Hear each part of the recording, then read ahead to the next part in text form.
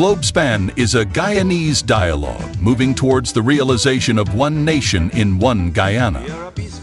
It's a platform that offers an all-inclusive discussion with the pros, the cons, the ones that have taken a side, and the ones that stand in the middle.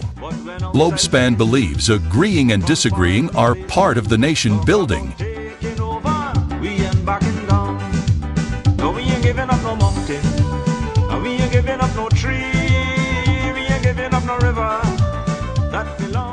Globespan believes that every Guyanese voice is part of the nation building.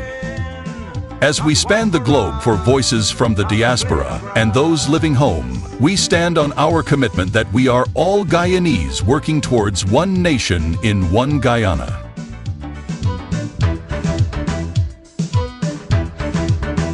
This land is our land now. As the world turns on its axis, bringing changes, we as Guyanese must adapt to those changes for a better Guyana for all. Globespan stands on its axis with its belief that one nation, one Guyana, one destiny must include voices from all corners of Guyana. Good evening, everyone, and welcome to Globespan Television. We're broadcasting live here in New York City. Globespan spans the globe and believes that all voices should be heard, whether there's agreement or disagreement. Globespan also believes in one Guyana, one nation, one destiny, and offer an all-inclusive discussion on the pros and cons of various topics. So all are invited to Globespan Television to express your views. We welcome each and every one of you from all the political parties, religious groups, civil organizations. Everyone in society are welcome here on Globespan Television. This program is being made available by Mr. Endorsing and by Mr. Devin Bissoon and Mr. Ryan Gobin, are two technical directors.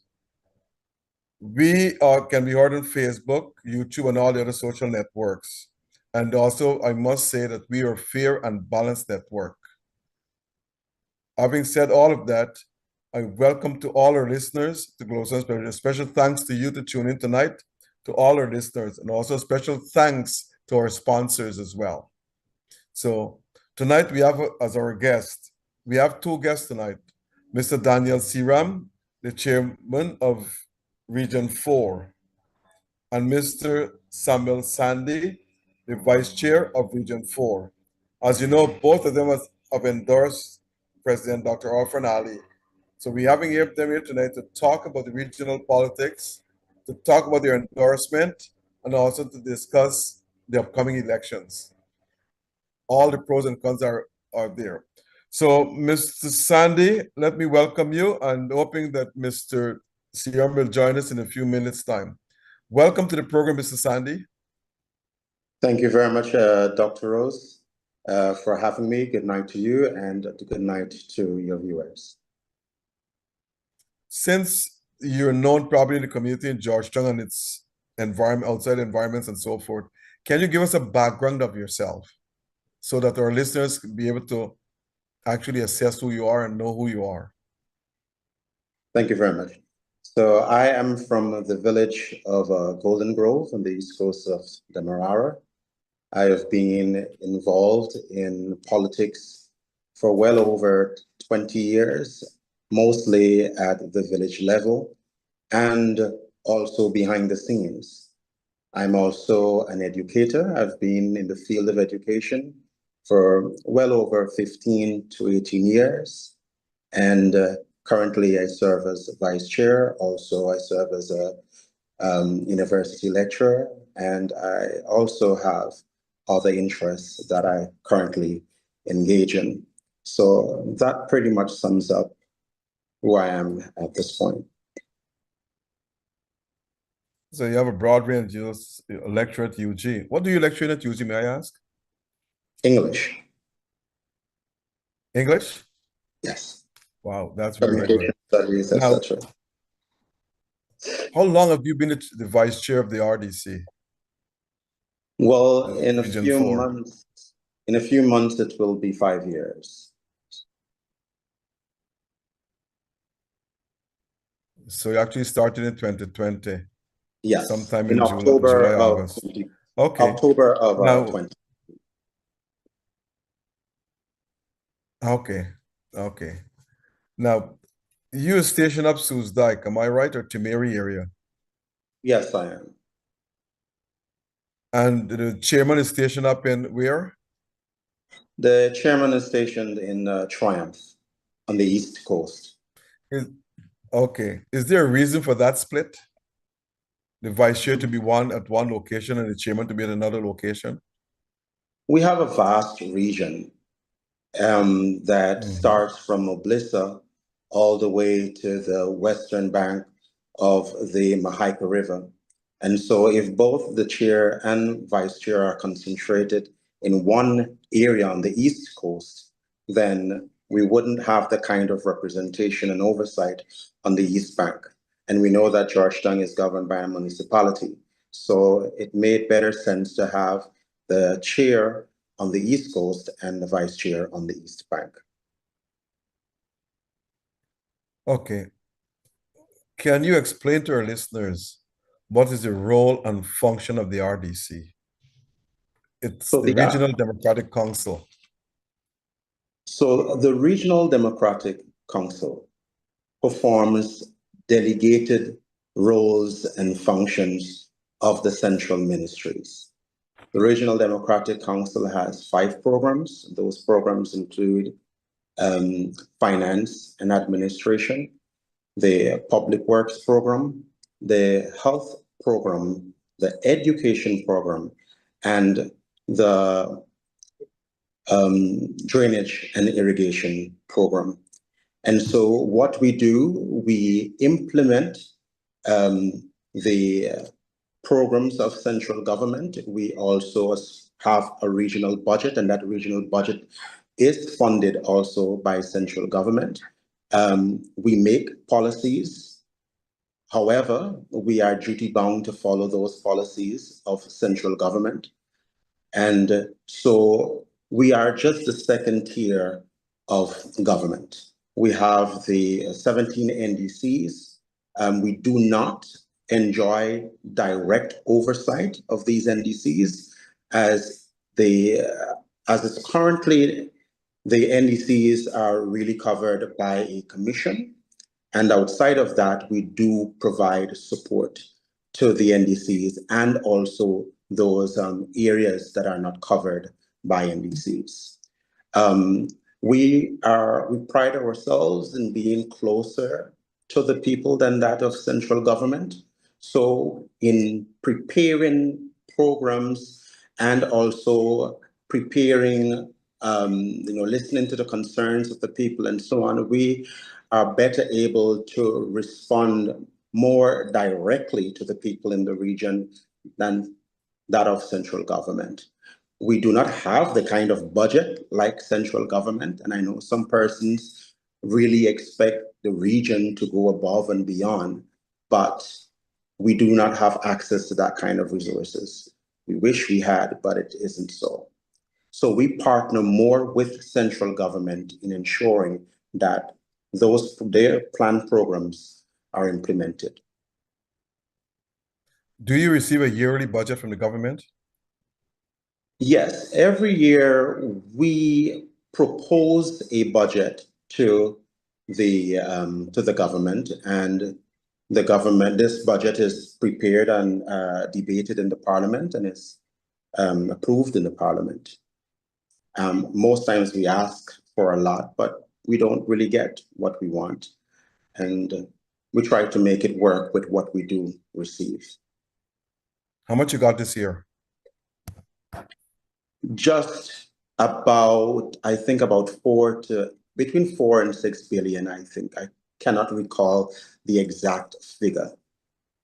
4 to 6 billion. Yes, $1 billion. Now, let me do some math here. The RDCs control the East Bank of Region 4 and the East Coast. And the city controls the city of itself from Turkine, I think, go all the way to Agricola, which is about almost 200,000 people. The East Bank corridor, the East Coast corridor amounts to about maybe 115,000 people. But the city was only getting about $30 million from the government. Oh, sorry. It's not 4 to 6. It's actually 14.2 billion that the For how much? 14.2 billion. 14.2 billion. Yes. But the city gets a few $1 million from the government. How is that? Well, you don't know the answer. The municipality has a different arrangement with the government. It impose taxes on people and so forth. The municipality also raises its own money. All right. It collects revenue. The RDC doesn't collect revenue. Right. But the NDCs in the RDC collect revenue. Yes, the NDCs collect revenues. And they would normally be given a subvention of $5 million per NDC. But this year, the government has decided to give every NDC 30 million instead of the meager 5 million. Now, correct me if I'm wrong. It is my understanding that the NDC cannot spend the money on their own. They have to go to the RDC to spend that $30 million. Am I right? No, that's not true. The NDC would meet as a council and decide on the subvention programs. They agree on a budget, and that budget is submitted to the Ministry of Local Government. Well, while in the preparation of the budget, etc., the region would normally lend support to the overseers and to the council in guiding them in, how to go about prioritizing certain areas, ensuring that the programs and the projects are coming from the people and not just coming from a group of councillors in the room. Those kinds of support we offer. But outside of that, the individual NDC council would decide on a subvention budget, submit it to the Ministry of Local Government, and the Ministry of Local Government would say to them, you know what, well, this here will not be covered, and they will give you a reason as to why it's not covered. And from my experience, most times NDCs are given what they request in the subvention budget. Now, the RDC do programs in the areas as well as the NDCs. Is there any conflict with those programs? No, because our programs are different. For example, you wouldn't expect the NDC, given the limited revenue that they generate, you wouldn't expect them to do a road or to build a major bridge. And so those heavy projects, the region and central government would normally take on. And the NDC is really tasked with doing a routine maintenance of the drains, and if a board needs to be changed on a bridge, they change that. But when it comes to major investments, it comes from the region or it comes directly from central government. And we've seen across the region where rates and taxes collection is staggering at an average 30% across NDCs. And so because they are not generating that kind of revenue, we can't really expect them to do much in the communities. Sometimes it's only enough for them to cover operational costs. Do the RDCs support or in charge of sports in your area? In your area of the East Bank, do you in charge of sports, like building sports grounds and so forth? No. Areas that are governed by the NDC has within its mandate to maintain the grounds and the waterways and all the likes. So when it comes to grounds, especially, those would form part of the assets of the NDC, not the region. There is only one ground that is really controlled to a large extent by the region, and that's the Temeri Red Ground. And that's because Temeri doesn't fall under any NDC. It's a non-rate area, so it falls directly under the RDC. And you're talking about sports ground, not right? Yes, sports ground. How many sports grounds are up the East Bank? I cannot give you a figure offhand, but it is expected that in every community, you'll have a sports ground.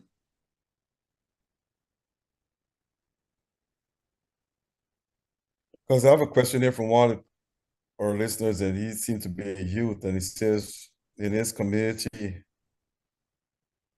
there's no sports ground. That's going up to Grove and those areas.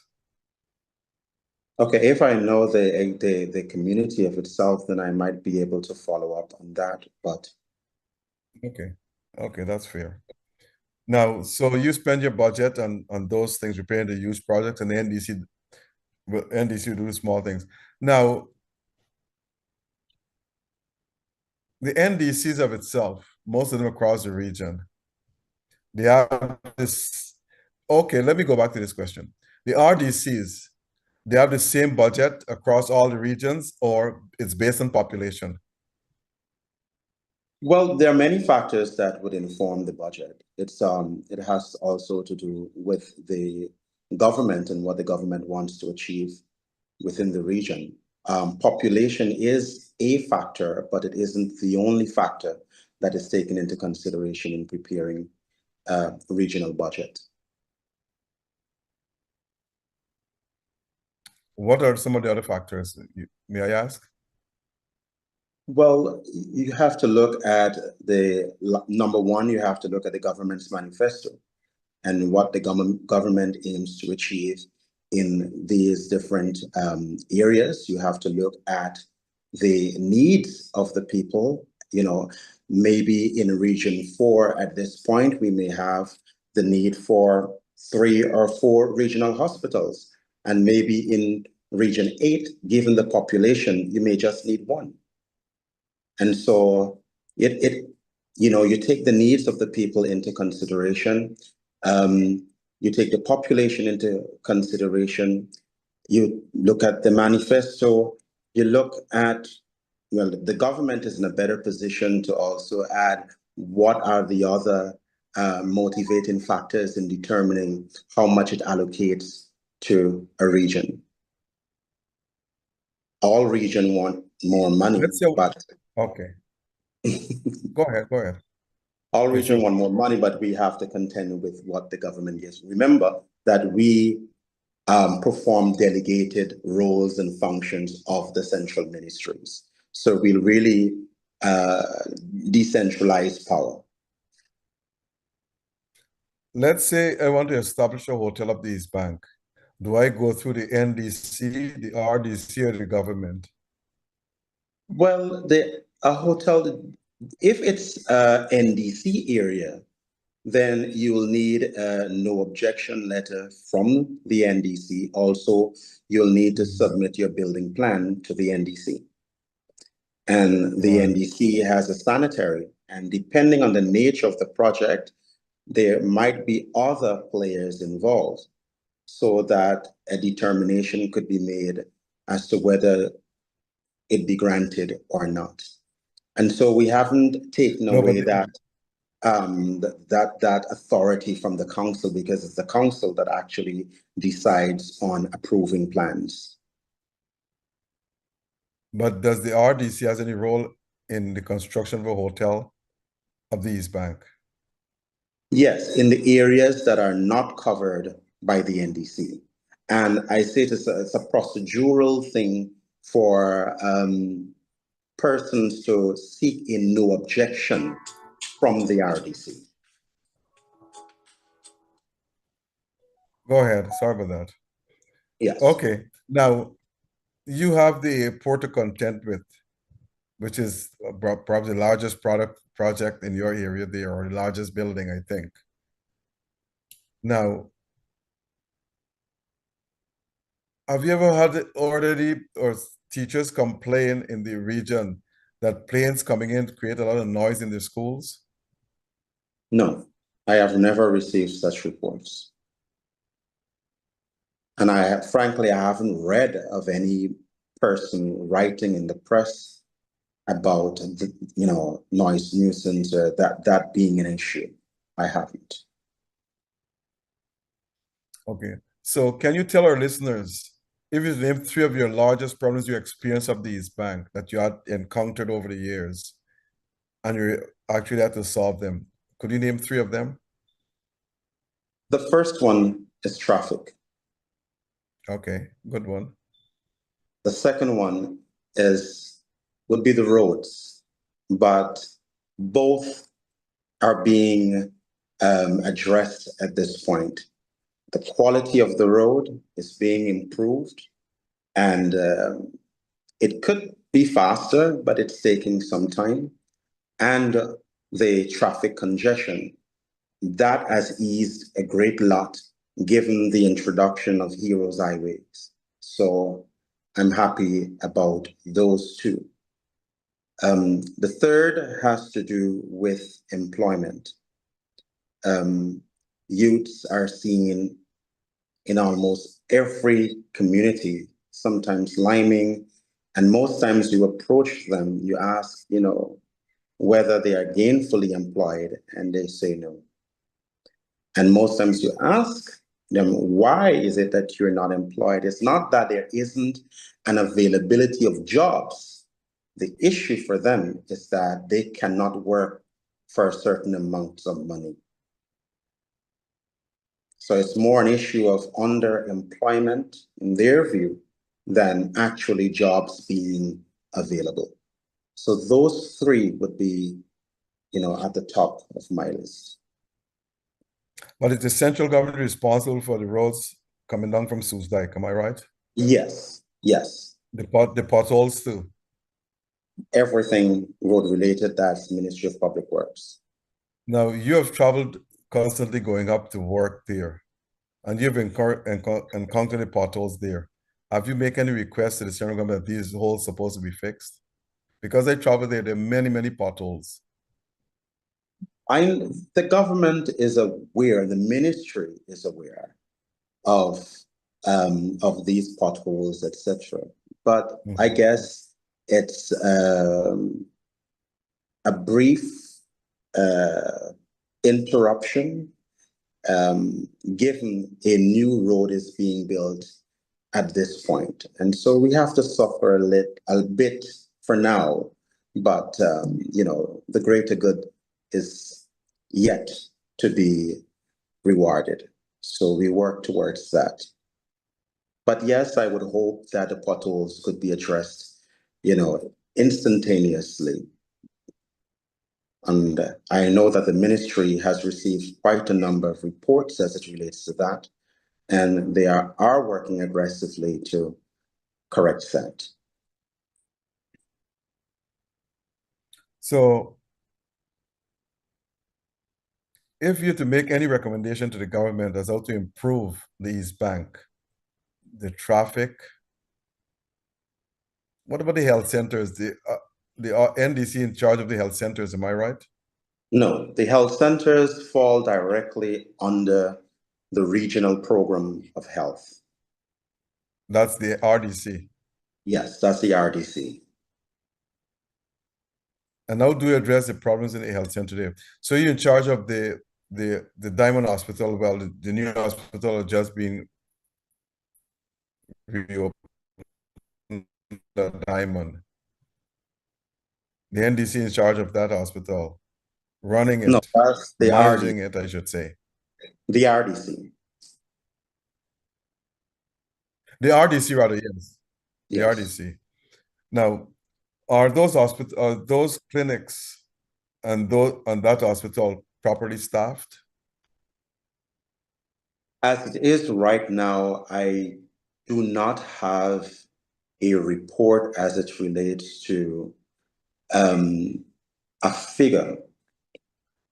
I know we have adequate staff given the staff who operated at the Diamond diagnostic center. They are the ones who are operating now at the regional hospital. And like any new initiative, you will need to recruit more persons. And so as it is right now, it is operational, but there is room for improvement, and the government is currently recruiting for those positions that are yet to be filled. Let me ask you a question. If you don't know, just say you don't know. How many clinics are up the East Bank? Do you know? How many clinics, health clinics? I cannot give you a number offhand. And do they have a dental service in those health clinics? Not every health clinic. Some do. Yes. Now turning to the schools. There's our regional education officer for Region 4, am I right? Is there one for the East Bank and one for the East Coast? No, there's one regional education officer. For the entire East Bank and East Coast? Yes. Not in Georgia. Yes, so East Bank and East Coast. Okay. Now let me turn to some questions here. Politics. The upcoming elections. The parties start to campaign already.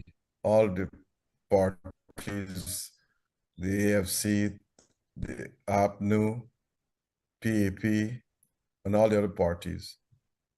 You were appointed as vice chairman by which party?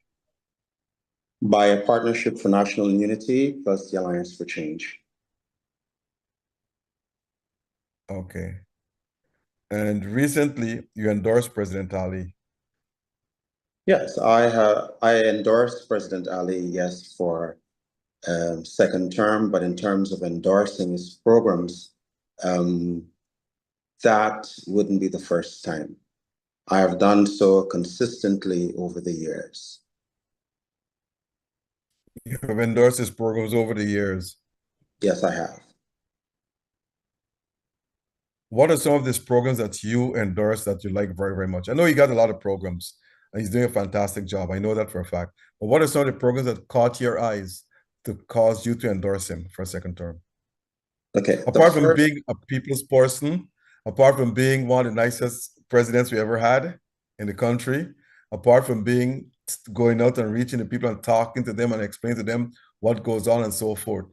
Specifically, what are some of the programs that caught your eyes? Okay, so the first thing I observed, not just about President Ali, but about the People's Progressive Party, is that they believe in unity. And so even if there exist factions within the party, it is not debated, in the court of public opinion. And so for me, I respect that. Without unity, then no organization, no political party can survive. And so for me, that was the main one. The fact that in spite of what hurdles they suffer within the party, when it comes to public representation, they stick together. Number two, I am big on education, and I'm happy that the government of the day has decided on the goal scholarships long before the government even decided on implementing free education at the level of the University of Guyana. Now, I can recall in the previous administration, I would have written 3 times. And at one point, I even wrote the President David Granger, begging for a scholarship to do my PhD studies. And every reply I received started, "We regret to inform you." And so when the PPP government decided on the gold scholarship, and I noted that there was a PhD program, I was hesitant about applying because from what I've been told, and over the years, is that governments really sort of practice this kind of vendetta against each other. And so applying for the program doesn't necessarily mean that it would be granted to you because, I'm from the opposition. And so nevertheless, I challenged that notion and I applied. And consistently, I kept asking, names published, anything. But then I saw that my name was indeed published and I was granted the scholarship without anyone having to check that, I belong to the PPP or I belong to the APNU. And so for me, that kind of impartial approach to the nation's patrimony, that resonated well with me. I have encouraged many, many people to take advantage of those programs. And even in cases where they did not qualify for the program, the government had other programs in place to prepare them so that they can take advantage of the program that they wanted. I know of two persons right now who wanted to do a degree in economics and they hadn't the qualifications, and there was a preparatory program being run by a university in Dubai. And I'm happy that those two persons are now completing their first year doing economics now with a university in the United States of America. So for me, that kind of progress resonates with me. I'm happy about that. And I would love to be part of that program and it being extended to even more. So that kind of visionary leadership, I definitely compliment. So you're in the PhD program right now. So you're in the PhD program right now, the Gold Scholarship program. Yes. And may I ask what's your major is in? Education. What you'll be majoring in? Good. I'm in the field of ED or PhD? No, PhD. PhD, okay. Yeah. Now, as we're in education, let me inform our listeners that United Nations normally offer almost 200 scholarships to students in the Caribbean to go and study abroad. They paid for everything. I am not sure in the different areas, but most of them are engineering, now computer science. You have, I think, education, but in different disciplines. So if you don't get through to the Gold Scholarship, you can apply to the United Nations and chances are you'll get through. They offer that on a yearly basis, and I know a lot of students I recommend over the years from my university in New York in the Caribbean, and they've been successful getting a chance to study at the United Nations program. They have a good program with the University of West Indies. They have with London School of Economics. They have with Columbia University, a number of universities around the world, and University of Australia, all over the world. So it's very, very good for students who are applying to the Gold program. It might be crowded, the time might pass, but just don't give up. Just apply to the United Nations. And if your grades are good, you'll get a scholarship to study somewhere. Okay, that said, now, so you endorse President Ali because of his visionary leadership, and nobody can take that away from him. He's a president who sees things and tries to solve them on the spot. That's what I know of him. And no one can dispute that. You don't let an issue drag on for months or for years if it can be solved today or tomorrow. And if you tell President Ali something, you pick up the phone and call anybody, the person who's in charge, to get that done. And that's one of the characters I like about him, Now, my next question to you, this means that are you still a PNC member? I am not. And did you Did you inform anyone in the PNC that you were? Did you inform anyone in the PNC that you were leaving the party to endorse President Ali? No, I hadn't that discussion with anyone in the party. So you actually resigned from the PNC now? Dr. Rose, can we switch devices? Because I've already logged in on another device, but my phone is running low. Can you switch devices where? Yes, I'm already in. I just need to switch the device. Okay, switch, go ahead.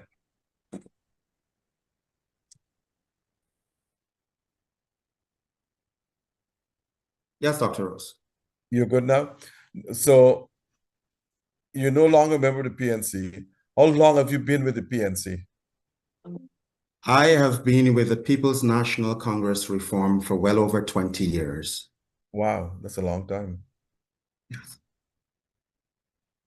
And you have not seen a visionary leadership in the party now, or it was there, if not there before? Under Granger time, it was there or it wasn't there?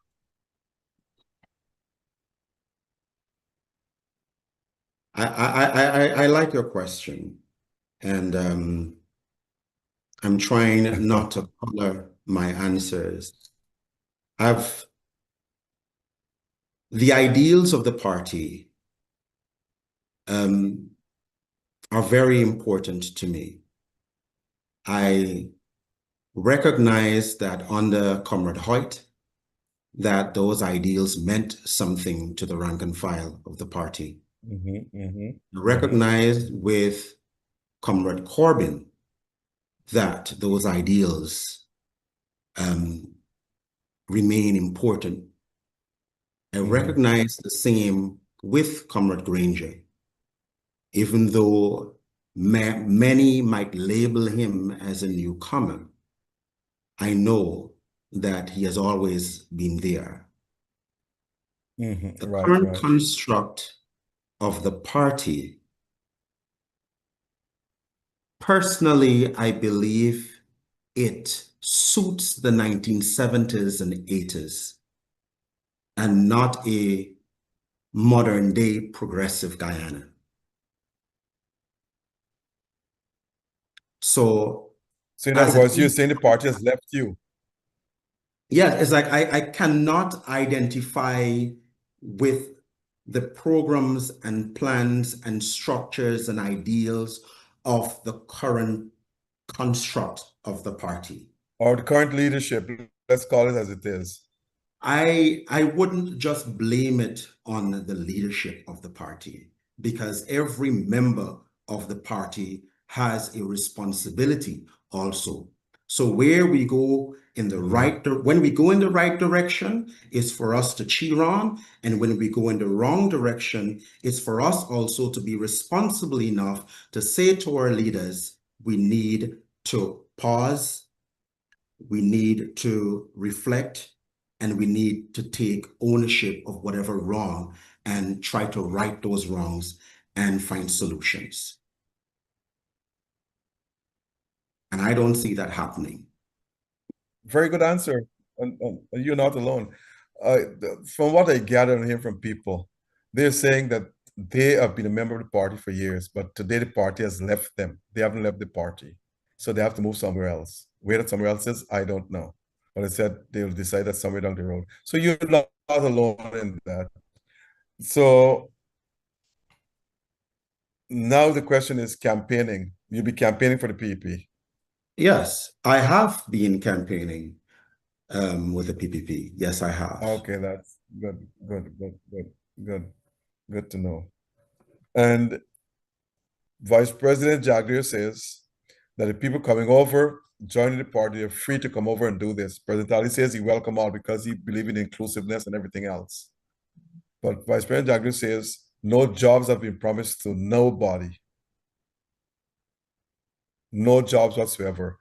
They came through their own volition, and if they win the election, then we'll see how the jobs will roll out to everyone equally across the four.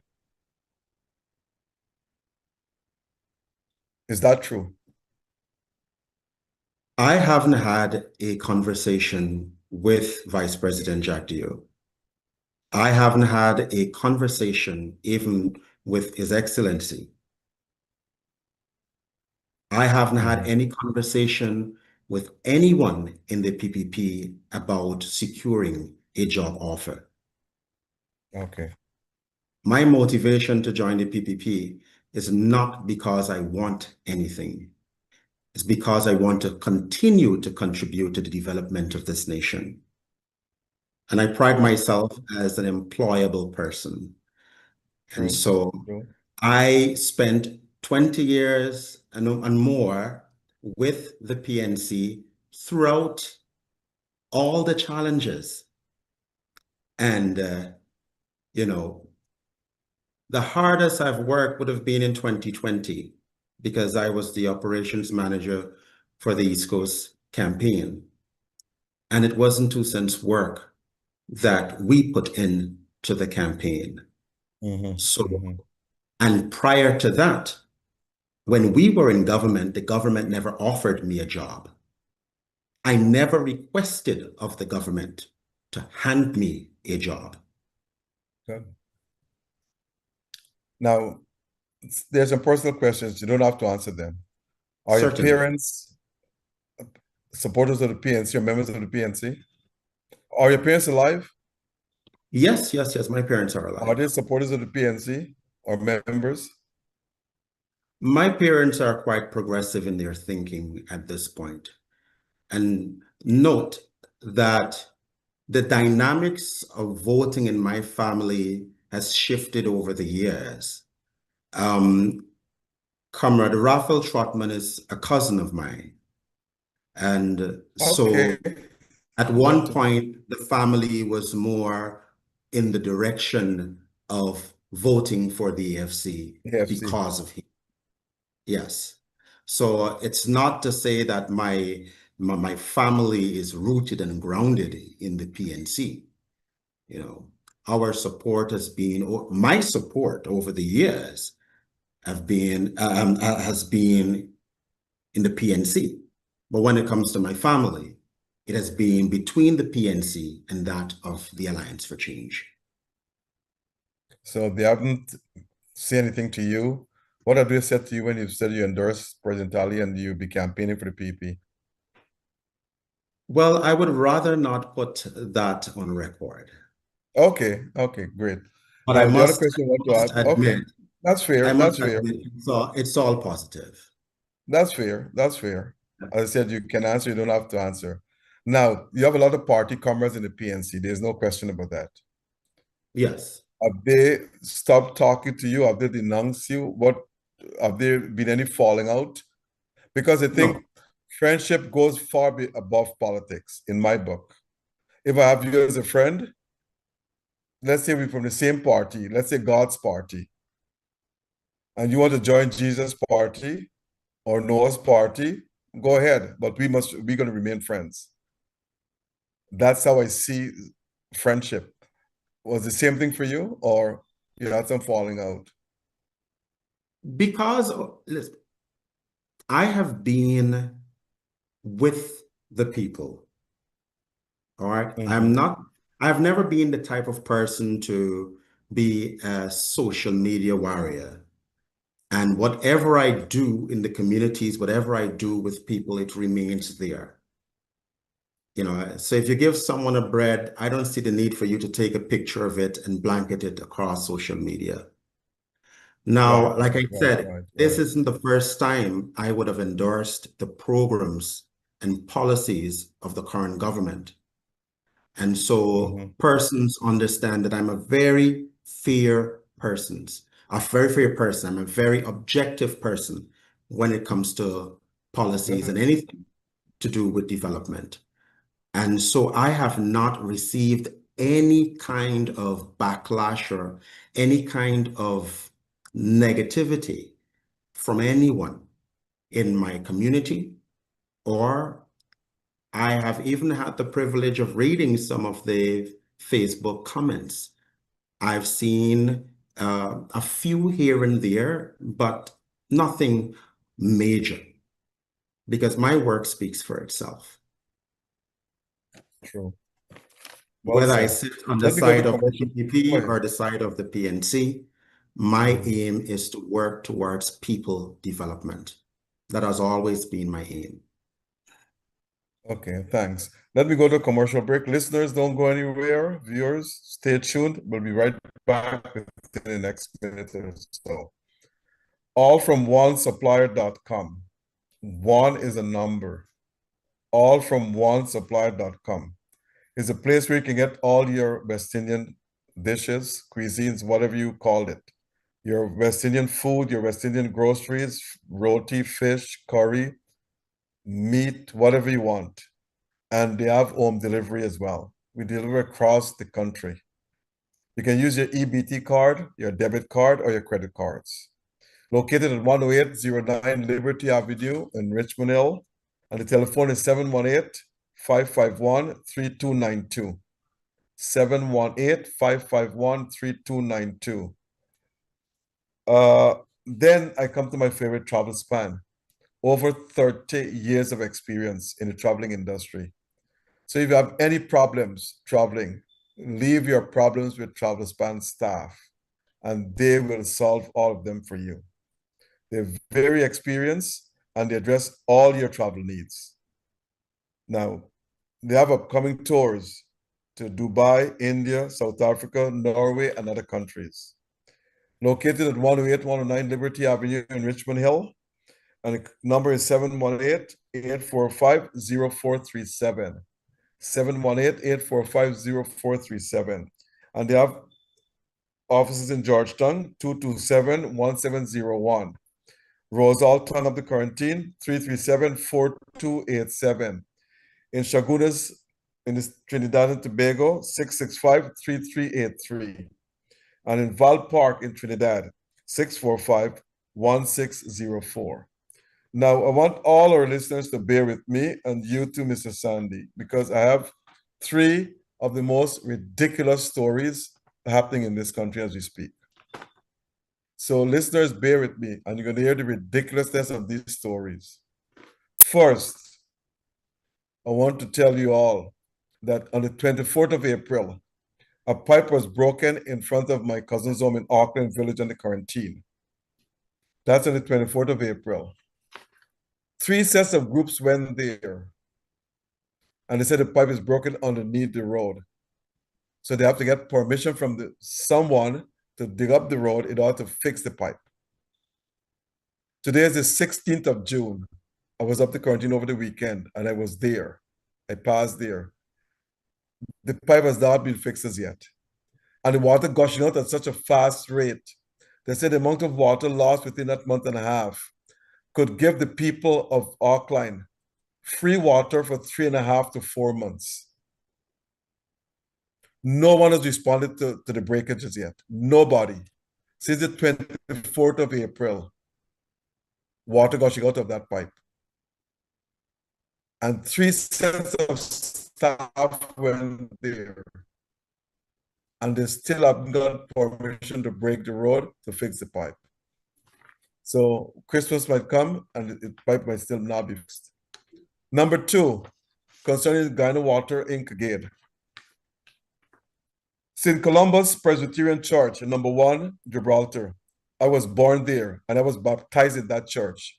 That church was built by my grandfather, James Ebenezer Tate. Now, here the ridiculousness in this one. The average water bill for that church is $2,000 to $3,000 per month because they only go there once a week on a Sunday for the church service. No bill, they paid the last bill in April of 2024, $3,024. No bill was submitted in May, but in June, they received a bill, $204,000. The members of the church, the pastor, they appealed to GW and said something is wrong. They said there's a leakage somewhere. They went there. There's been no leakage. If you go there, you see where the meter is on the ground. The yard is concrete. You see the pipe run there and go straight into the kitchen sink. Because there's no bathroom in the church. And there's no water leaks. There's no stain, nothing at all. Staff from GWA, Guyana Water Inc., went there and they said there must have been a water leak someplace, but they can't find it. Now, concrete water leak, you'll see the stain. And this is after the meter I'm talking about. So if it leaks before the meter, then it will not register. Until now, in June of last year, they cut the water off from these people. If they don't pay the $204,000, they cannot get water. Bear in mind, for years, the bill has been from $2,000 to $3,000 per month. 1 month went by, they skipped 1 month, which was May month. June month bill was $204,000. Everyone they say, we got to go with what the guys read from the meter. We can't do anything to adjust your payment. The meter records how much water you used. Folks, some agencies in this country have laws established unto themselves, and something has to be done. But you know what? I'm going up there this weekend. I have a plumber to bypass the system and collect water straight and get water into the place. This is beyond being ridiculous. $204,000 when the big, just go back and look at the bills for the months. It's between $2,000 and $3,000. How can they use that amount of water in 1 month or 2 months? And there's a water leak, and you went there, you haven't seen any water leaks. But you tell them, oh, there must have been something went wrong. Well, the guy could have read the meter wrong. They never thought about that one. He could have read the meter wrong and add zeros or whatever it is and send up the people's bill. Well, I said I was baptized in that church. So this is personal for me. Now, what is even more personal for me, folks? I want you to listen to this case now.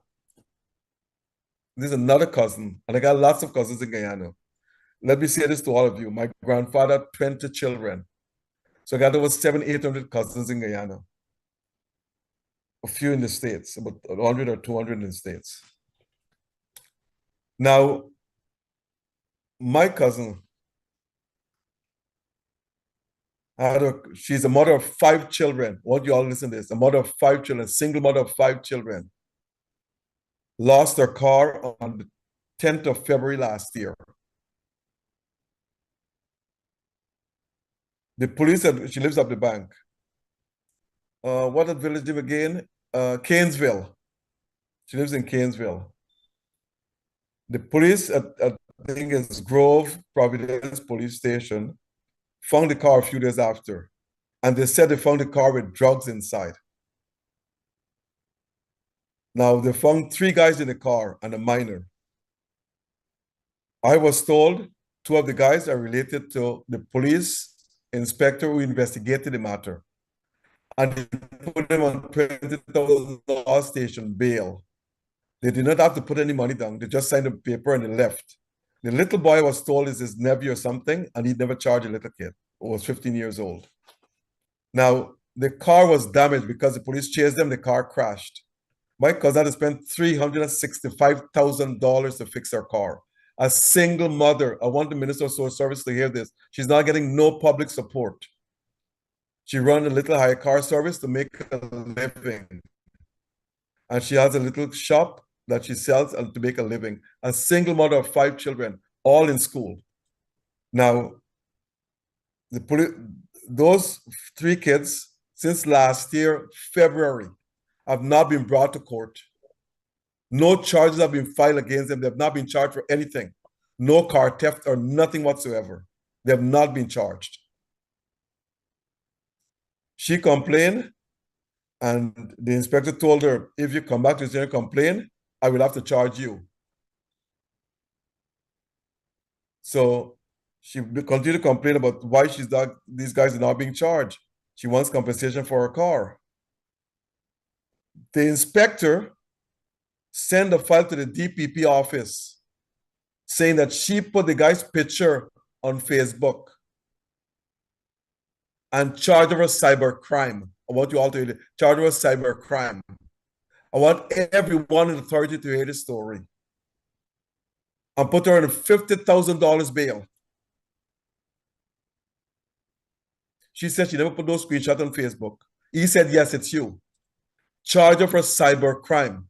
I mentioned before, 2 of his cousins are involved with this crime. Nobody's been charged for this car theft. Over a year and a half, coming to a year and a half. Nobody. A single mother struggling in life. This is the result of the police force doing to this woman. And I'm going to write the commissioner tomorrow on this issue here. Because you call the upper echelon at Grove Diamond Police Station, all they say, we don't know anything about the case. What happened to the drugs that found in the car? Oh, we don't know anything about the drugs. It's one of the most corrupt police stations you have in this country. And I've got this from many different sources. The Grove Diamond Police Station is one of the most corrupt stations you have in this country. And folks, let me tell you all something. I don't care who is upset with me. I just relate facts. Over 75% of the cases in this country are being solved or judged at the police stations. Only 25% reach the court.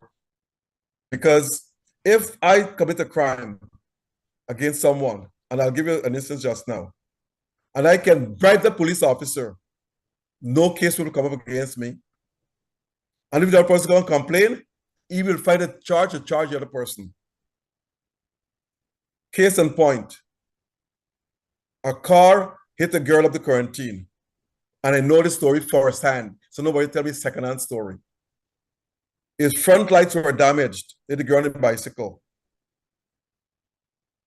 Police came, investigate, write a report, yes. No charge was filed against the driver. Because you know what the driver says? He was passing, the girl came up from across the street and hit his side door. And she was wrong.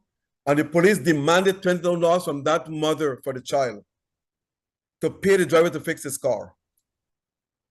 And when she refused, she charged the mother of the child.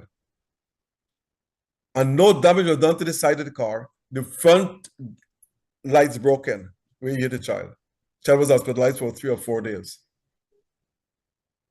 The mother, she'd been charged. The mother is in court right now.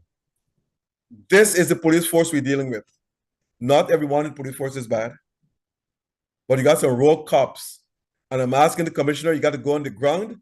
Don't take nobody with you. Listen to the people, what they have to say about this person, that person, that person, and you will know how to act. Charge the mother, just like how they did to my cousin. Charge over cybercrime. She said because one of the inspector cousin took the picture from somewhere and said she put it on Facebook. Charge over cybercrime. And none of those guys that stole her car has not been charged. And she has spent $365,000 to fix her car. A single mother. If something is wrong with the justice system in this country, then I don't know what is. A single mother had a car stolen. Found the car since last year. No charge has been laid against those youths who stole the car. Police took them to the station, they signed a station bail or whatever you call it. No money was paid down for them, and they left and walked away. No charge has been filed against them. And she was told if she comes to the station to complain, she will be charged. And so said, so done. He sent a report to the DPP office. And the DPP sent back the report, charged her with cybercrime. That's what's happening to this country. And one of the police senior telling me that is based on the report. No, you could write any report and send to the DPP. Why don't you let those guys be charged? You know what he told me? I don't want to continue this conversation. I said, I know you don't want to continue the conversation. I know it very well. Why don't those guys be charged? Oh, I don't want to continue this conversation. But you charge a single mother with 5 children. Husband died. We were 5 kids for cybercrime because somebody give you a screenshot of the 3 boys on Facebook. And it's not with her, some bogus thing they put there. It's not her. But he charged her because of that. Folks, I want those in authority to listen to me carefully. Something is wrong with the justice system in this country at the police level. This is why a survey conducted, 89% of the people in this country don't trust police officers. 89% do not trust police officers. Because you can commit a crime against somebody, you offer a bribe, that person is at fault automatically. This is a progressive society we want. But I want to take this matter further with other people as well. But I want those who to listen to me carefully and go back and play this tape of what I said. Thank you all very much for listening. Yes, Mr. Sandy, sorry about that. Coming back to you now. And let me say this, I'm going to raise this story again next week until it's solved, because this cannot be fair. This is not the Guyana I want to see as my country. You cannot have police officers conducting themselves as judge, jury, and executioner. 75% of the cases in this country are solved at police stations. And I'm calling it, say it loud and clear, because of bribery. Those who have money, they will not be charged. And let me say this to you all again. I know a driver, a senior government personnel in this country of the quarantine, killed 2 people on the road. They said one was a drug addict, the other was a drunkard. He never went to the police station to give a statement. They went to his home and took a statement. A senior government personnel in this country killed 2 people on the road of the quarantine, never went to a station. I can call his name to the authorities and let him go and investigate. They went to his home and took statements. Something is drastically wrong. I have 2 police officers of the quarantine, Laljit from Skeldon and Lockdot from Wim. I'm asking the authorities to recall those people from those regions, because they're very prejudiced, they're very racial, and they're very biased against a certain group of people. I've said this before, and I'm saying it again. Let those 2 officers be removed from that area. One day you're gonna have chaos on your hands, and it might be too late. Okay, coming back to you now. Sorry about that. I hope listeners, you're listening to me carefully. And when I make a case, it's because I have solid evidence. I don't come up here and tell you any false stories. It's because I have solid evidence in these cases. Okay, Mr. Sandy, okay, tell me something now. What are your vision for the East Bank corridor for the next 3 years, the next 2 years? I'm not going to go to 5. What do you like to see develop in that region? Well, the government has already started it, and that is more I know. networks, more road networks. We have an unprecedented amount of people buying cars. And so Right. the amount of cars that we have on the road, we need more roadways. We need more road networks. It's definitely needed. So that's the big one for me. Apart from that, What about water? Water cuts off there at 6 o'clock in the afternoon, comes on back until next morning or something of the sort. well, that is so in some areas. Yeah, All right, some that areas is I know. some areas, and there are plans in the pipeline to ensure that those areas in a not so distant future that does not obtain, that water would be provided on a 24/7 basis. Outside of that, I would love to see more attention on, especially on the East Bank corridor, food security. See more people engage in farming, more people engage in agriculture. Very, very good, Because yeah. even though I like the new hospitals being built, I am more for persons being healthy. And so I know that Mr. Zulfikar has an excellent program there at the Ministry of Agriculture. And I've heard the Vice President talking about expanding and investing more in agriculture. And I would love to see more people from the East Bank take advantage of opportunities within the field of agriculture. So Yeah, when you can grow your own food, it's those fantastic. are the two for me. Yeah. What about blackouts? Is blackouts prevalent in that region? Well, we know that the issue of power outage is one that is an ongoing issue. I think the government has made significant strides in reducing the amount and also reducing the period, because I can recall months ago you would have blackouts unending for 3, 4, 5 hours. Now, if you get a blackout, it lasts probably 10, 15 minutes, and that's it, unless it's a scheduled power outage. So I'm seeing improvements in that area, but like everyone else, I'm very much optimistic that the Gas to Shore project will see, an end to any case of blackouts in our country.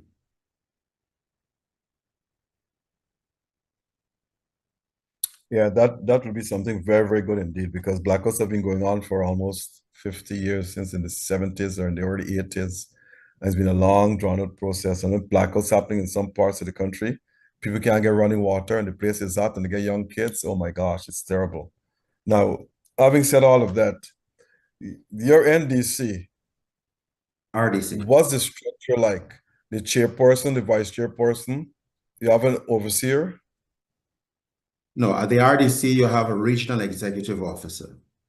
Right.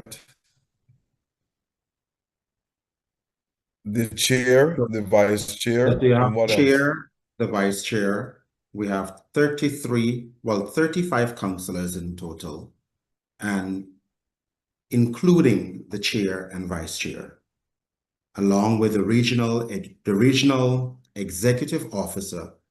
And then for every program, you have a head. And so you have a head of, finance and administration. You have a head for health. You have a head for education. You have a head for public works. You have a head for drainage and irrigation. You have personnel department.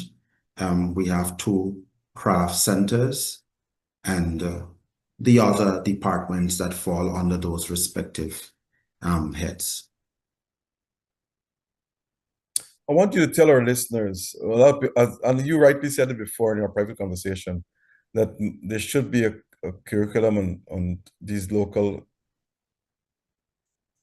ornaments of government, NDCs and RDCs. Everybody knows about the federal government, the central government, but not these. But now, the winning party in the district appoints who? The chairperson, the vice chairperson, and Not the appoint, REO? not appoint, you elect.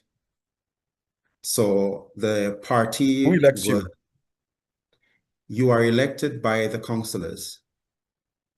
Okay. And so the party, after the elections, GCOM would advise the party as to how many seats, and after the party will now extract names from the list to represent those seats.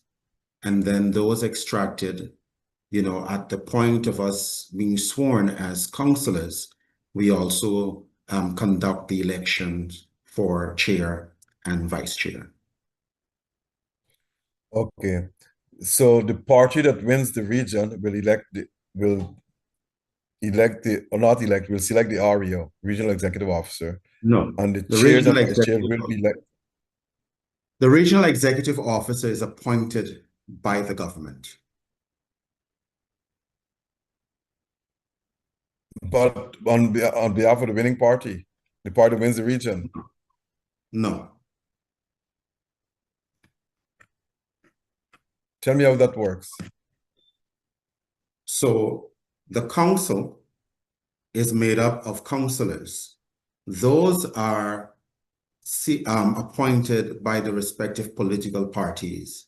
But when it comes to the regional executive officer, he or Appointed she by the government. appointed by the government, yes. So Region 4 has a PP regional executive officer. or We PNC? have a regional executive officer. From which party? I cannot speak, well, I cannot speak of his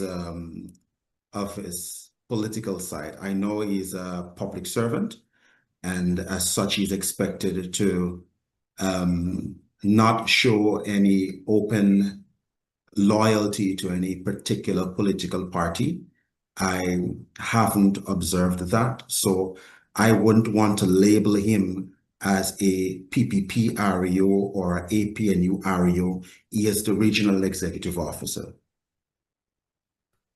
Region 6 has a PEP chairman, vice chairman, and a PEP ARIA. Okay. But that you're saying that's not the case in Region 4? No, I say I wouldn't want to speak to say that is a PPP REO. I know the position as regional executive. So when I say PPP, not a PPR, but he's a member of the PPP or the PNC, one of those two major parties. That's my point. Oh, well, I don't know of which party he's a member. I've never thought to investigate that. And I don't want to assume. I don't assume. My next question to you, you know we have a city council that governs Georgetown. And the RDC governs, as I said, the East Bank Corridor, the East Coast Corridor. Have there been a meeting of any importance that you ever want to meet with the mayor to talk over some issues or whatever it is, to discuss any issue of any importance to the overall Region 4? Well, monthly, we meet as part of the Regional Intelligence Committee. We meet with the commanders of A Division, A Division, C Division, so representative from the East Bank, Georgetown, and the East Coast. We also meet with representatives from the prison service, from the fire service, also from the Guyana Defense Force. And so— What about the municipality of itself? No, we did request a representative from the municipality, but we have not seen any. We have never seen any. So you have not met with Mayor Mentor at all? No. No. On official business? No. Okay. Okay. Now, having asked that question, coming up to this elections, there are a number of different parties vying for this election. In this election, we have the PEP, we have the APNU, PNC. The AFC said they might go it separately, but I saw they want to talk it over again for a coalition. And they have a number of third parties, I guess, and so forth. What do you think will be, and it's your opinion, the main calling card issues to campaign on for each party? What do you think the PP should campaign on as the main calling card to attract votes? APNU, you can just surmise, or you don't have to if you don't want to. What do you think are the major issues to be campaigning on in this election? I would only speak of the People's Progressive Party and what it should campaign on. Okay. I wouldn't speak of any other political party. The People's Progressive Party has had a social contract with the people of Guyana, and that is to deliver on its manifesto. And it has been able to go above and beyond what it noted in the manifesto. And so given the PPP has been able to carry out the terms of that contractual arrangement, I think we have enough to campaign on so that persons know for a fact that it's not whims and fancies, it's all reality. And so when we say we will deliver when it comes to agriculture, we have. When we say we will deliver when it comes to housing, we have. When we say we will deliver as it relates to healthcare, we have. When we say we will deliver as it relates to ensuring that we invest in the human capital, we have. And so there is enough for us to go out there and let people understand. You forgot infrastructure, which is major. Yeah, well, which is a major one, I've heard you can't leave out infrastructure. I've heard some of the other sides say that, people cannot eat roads. But something good is happening in Guyana if you find that a registration series at GRA ends in less than a month. Something good must be happening in Guyana when you see so many houses are being built. When you see and not just any houses, people are not building shanties anymore. All right. And so it means that the economy. Another major issue you forgot is house lots. Exactly. So the People's Progressive Party has a number of successes.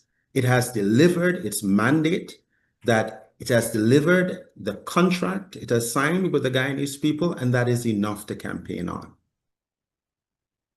I think the other parties, they would need to decide on how they approach the Guyanese public and what they believe would carry their platform.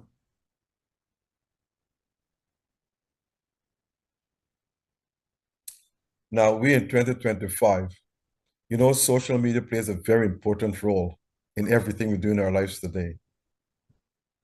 And especially in this campaign, social media will be all over the place. So any little snap or any little gaffle or whatever it is, it will be on social media. What advice would you give to the campaigners of the PP? How not to make a gaffle or use talking points or whatever it is? What advice? My advice would be to be consistent with the messaging. Ensure that every message is properly reviewed, that decisions taken are data-driven, that you consider that we live in a multi-ethnic, multicultural society. And so for every message that is prepared, we must consider our audience and ensure that we are not empowering one with the message and discouraging the other. And so we have to revisit our messaging and ensure that it's not skewed, or we have to ensure it's all inclusive, because we run the risk when it comes to campaigning and persons going out there, running on their own and just put messages out there. Yes, you wear the party color, and so people appropriate your words with the party of itself. People appropriate your words with what they might consider would be policies of the party. And so I think the party most definitely would want to ensure that its messaging is properly scrutinized. Now, 65% of this population are between the age of 18 and 45, 18 and 40. What message do you have for the youths? Not in the election in general. Take advantage of the programs being offered by the government. Take advantage. There are programs being offered by Board of Industrial Training. There are programs being offered through GOAL, and the University of Guyana at this point is free. And so I'm urging all people, not just the young people, to take advantage of the opportunities being presented now. everyone should be happy to be alive in this time. Everyone. I will not let And you go until I all ask you the this question. opportunities being Go ahead. offered, Go ahead.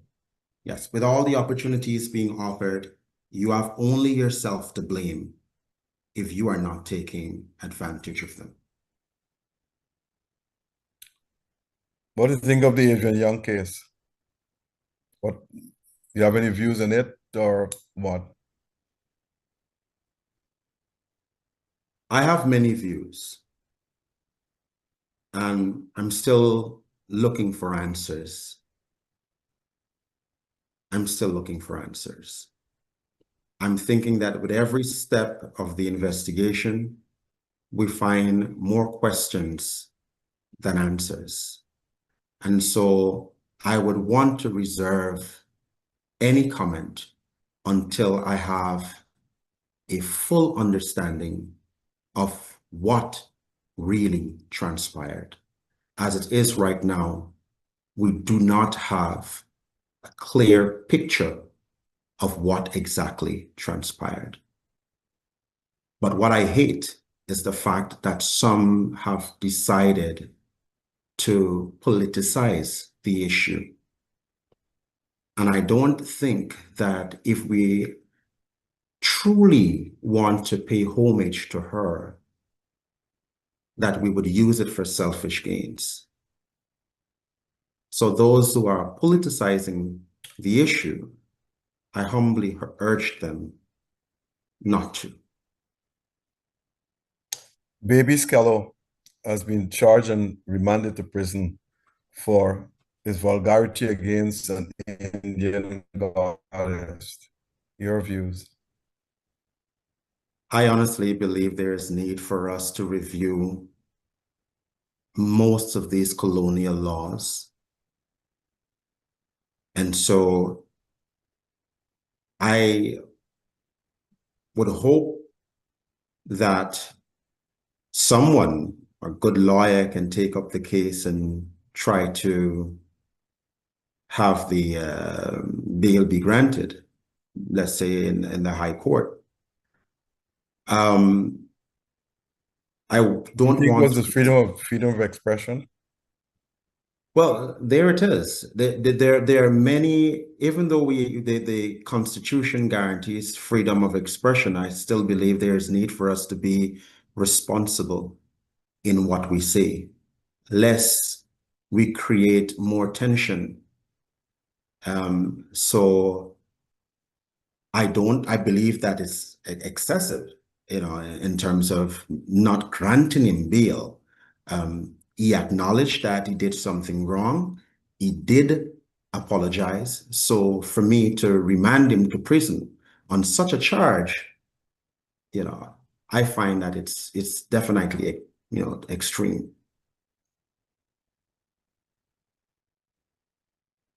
Now, this was brought up by the Integrity Commission, and I wanted to be fair. Have you heard about a woman, I'm not going to call race, saying that she support the owners of the hotel, W Hotel there, and if Adrian Young, if they want to sell the picnic for money, then they shouldn't complain. And the Integrity Commission turned a blind eye on that. If that's freedom of speech, then Baby Scallo should be freedom of speech. Because Well, there are many conservatives that criticize Jesus Christ, going back to the days of the mighty sparrow and all of them. But that's beyond the point now. She said so, and it's all over Facebook. You tell me the Integrity Commissioner see that a young child died, and I was to ask you about it. I asked you about that already. 11 years old, and you're gonna say F the child? You can say support the people at the hotel, fine. F the child, and if they want to sell the picnic for money, that's not a serious offense charge. I do agree with you that the statements were indeed insensitive. I read today that the ERC has issued a statement. I do agree that, the statement was issued way too late. It should have been prompt. then again, the ERC is a commission, and it's, from what I know about commissions, they are autonomous. And so we need to hold the Ethnic Relations Commission accountable. We need to hold the membership of, hold the commissioners accountable and demand that they do their jobs in an impartial manner, and they expedite these issues, instead of just waiting for the public to respond and way later than they do. So I believe that the ERC needs to be more proactive. And that woman that you cited, she's not the only one. I agree with that too. Justice for one should be justice for all, because I'm saying our view is freedom of speech. And if our view is freedom of speech, then Baby Scallop view should be freedom of speech as well. But No, well, the ERC recommend charges. In her case, that's definitely not freedom of speech, because that kind of language has caused many people, all right, to rile up. Many people, who are currently thinking about ways that they can get back at her. And so she's not adding to the healing of the nation. She's adding more tension. And so Very good point. Even though the Constitution guarantees freedom of expression, you must be responsible in what you say, lest you create more harm than good. But my point is this, and this is where I will come down in the middle.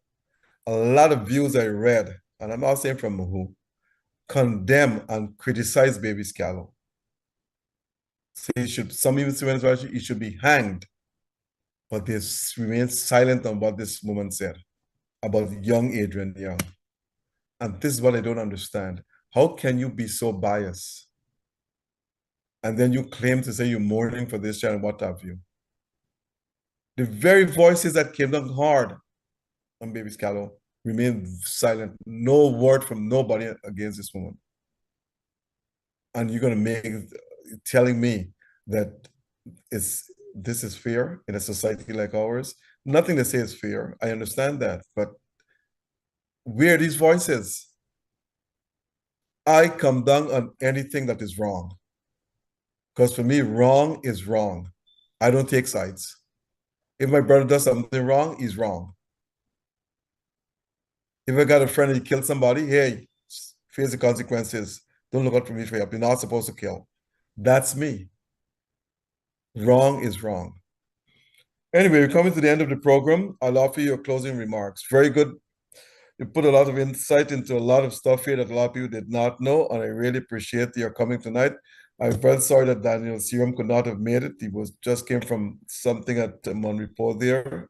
Where he was at? The Edmore Martyrs commemoration.